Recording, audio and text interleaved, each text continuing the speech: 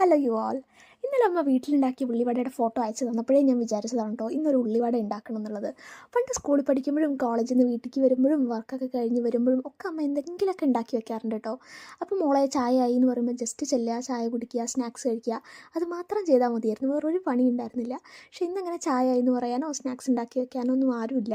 നമ്മളിവിടെ ആയതുകൊണ്ട് നമുക്ക് ആരും ഉണ്ടാക്കി തരാനൊന്നുമില്ല, നമ്മൾ തന്നെ താനേ ഉണ്ടാക്കണം.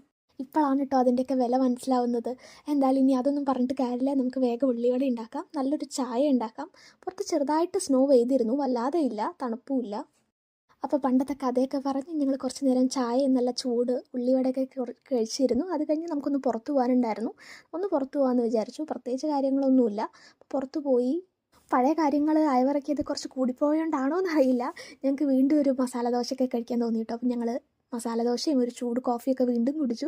അത് കഴിഞ്ഞ് കുറച്ച് ഷോപ്പിംഗ് ഉണ്ടായിരുന്നു, നമ്മൾ കടയിൽ പോയി കുറച്ച് ഷോപ്പിംഗ് ഒക്കെ ചെയ്തു. അപ്പോൾ അത്രയേ ഉള്ളൂ. Tata, bye bye, see U.